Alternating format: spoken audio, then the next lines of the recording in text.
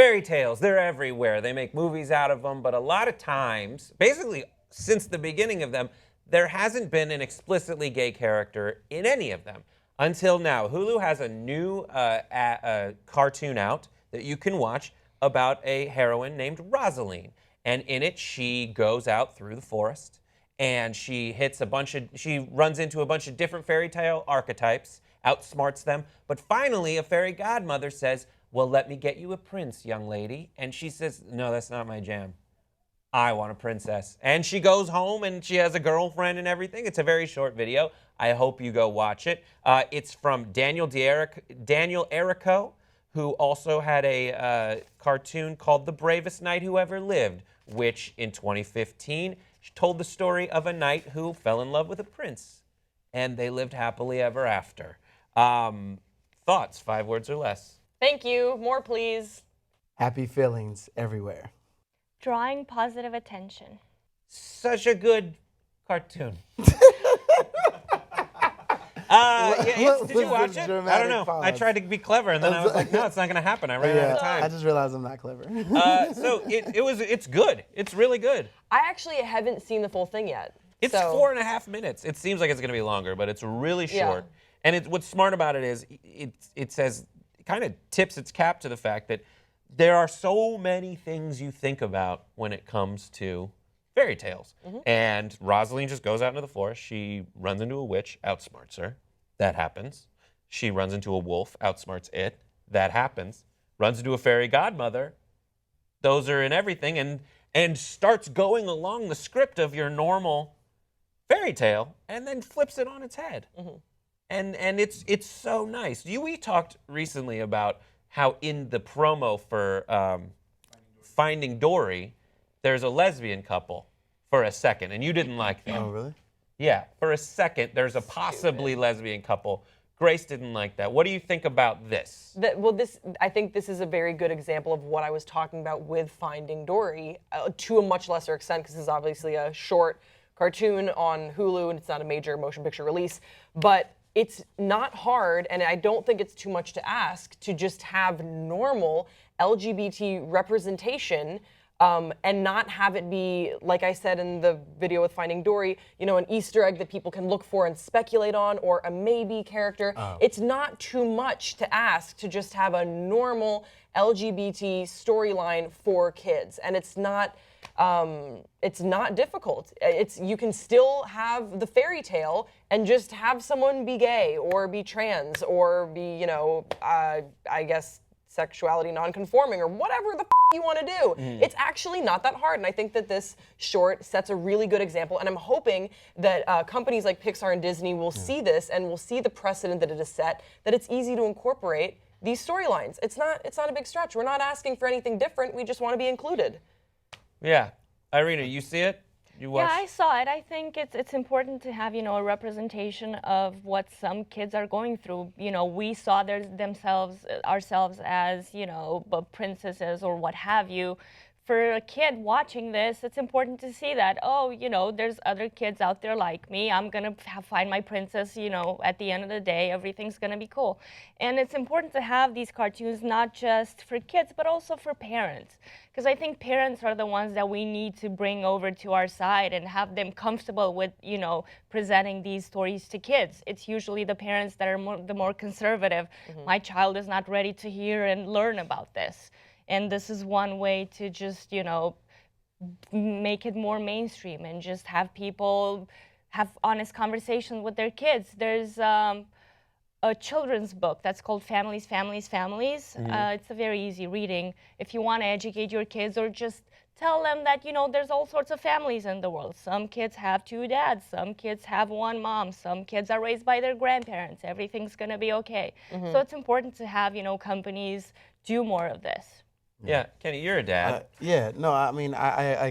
agree with your point in that, because at first when he was talking about Dory, I was like, I didn't get it, but that is like 1,000%, and I equate that as to when I first saw that Cheerios commercial about 2 years ago where it was an interracial couple, and there was a huge backlash because the dad was on the couch, the mom was in the kitchen, and the kid, he said, oh, the Cheerios is good for your heart. Mm-hmm. And then they poured the cereal on him, then she ran in the kitchen and talking to the mom, but they had him in 2 separate frames.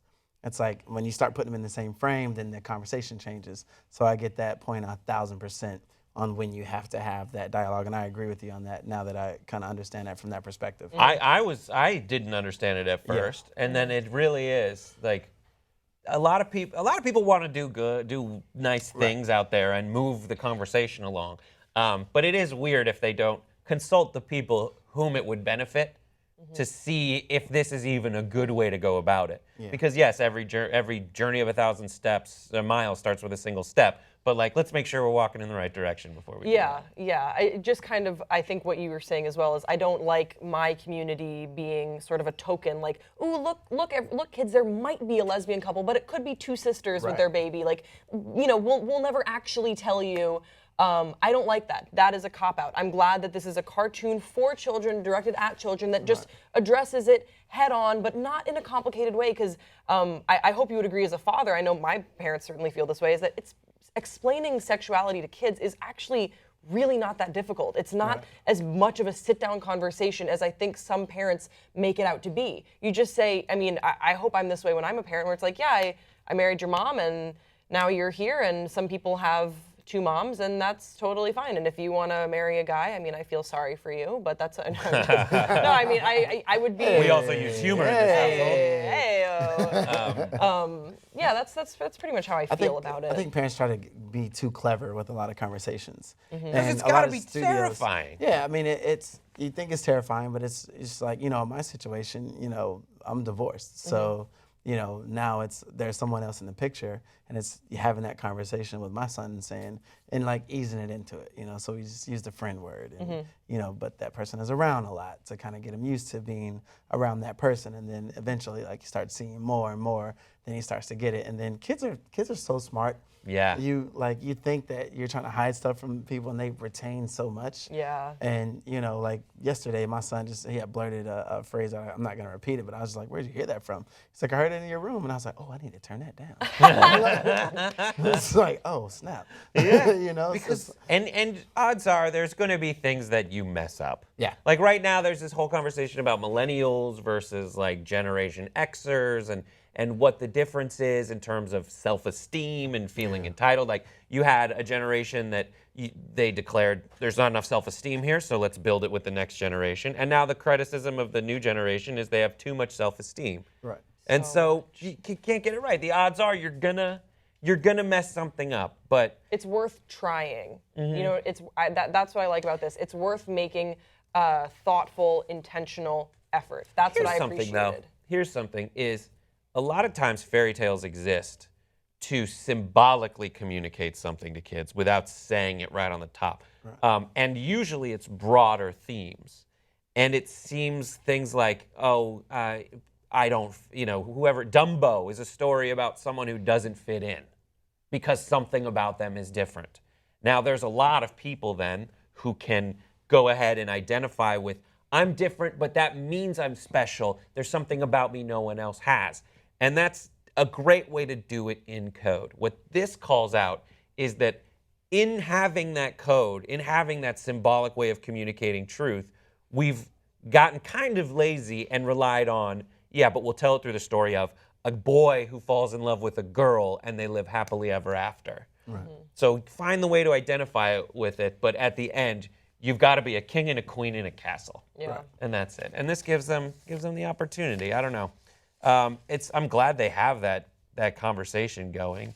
Do you guys have any memories of conversations you had growing up where it was like, okay, there's birds and there's bees? Do you have any awkward? I never had that conversation, but even when you're talking about Dumbo, I was thinking to myself, I was like, man, I need to go back and watch some of these movies that we were watching as a kid, because I didn't think about that stuff. And I think as adults, we kind of overthink a lot of things before with kids. And sometimes kids just look at stuff just to, like be happy and just watch things just to watch it.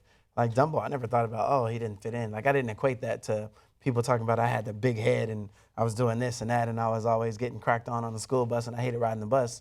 But now I'm like, that's okay, Dumbo, okay. But I watch like Hoosiers and Rudy and Right. stuff like that. And I was like, yeah, go get him. And for guys, it's that sports yeah, go movie. get it, you know. For sure. And so I think everybody has that one film or that other type of film that kind of connects to you. I think we just overthink so much. There's a hashtag out there like give Elsa a girlfriend. Yeah. Yeah. Irina, what do you think about that? Should they give Elsa Yes. a girlfriend? If they want to, sure. I mean, in a lot of cartoons, there's a teachable moment at the end, right? So we need to do more of this. And if we need to get Elsa a girlfriend, let's give Elsa a Yeah, girlfriend. she needs a I'm girlfriend. all She's for it. gay as f. She's She's gay as absolutely gay. She's so gay. Got a big lesbian crush on her, and she's gay, and they need to give her a girlfriend. What do you think the reaction would be if Elsa had a girlfriend? With me, I'd probably throw a themed party, and you're all invited. But outside of my own apartment, I don't know. I have a feeling that it probably you'd have some sort of a petition from 1 million moms or whatever, which ends up being about like 20,000 moms or something like that. But there would be, I think, some sort of a visceral reaction. I especially recently have been reminded that while I live in a happy gay bubble in LA, that's not the case in a lot of parts of this country. But I think that it is. We've got to do it at some point in time. Might as well be Elsa. You already kind of set it up perfectly. So I'm hoping to see something like that in Frozen 2. But if not Frozen 2, what are you guys waiting for, sort of thing? If it's not going to be Frozen 2, if it's not going to be Finding Dory, what movie are you? I mean, Finding Dory, that's a gay fish too.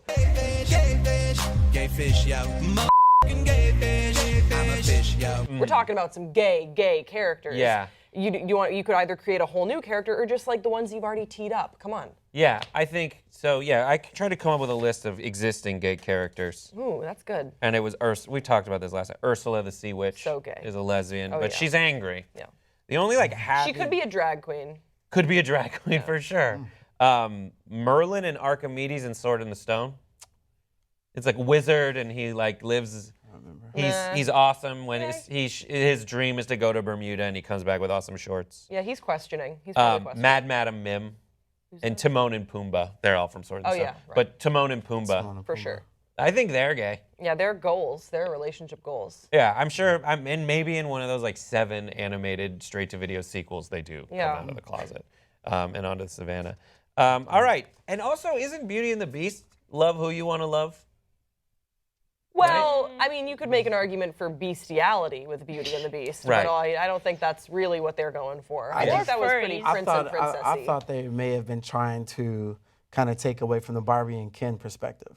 Like, all guys aren't, this great and all girls aren't that great. Certain amounts of emotional abuse and kidnapping are okay in every relationship. You know what it is? It's really like, listen, guys can be ugly, but girls still have to be hot. You still need to literally be named Beauty. What do you guys think? Give us your thoughts in the comment section below. Subscribe to this channel. We'll see you next time on Pop Trigger.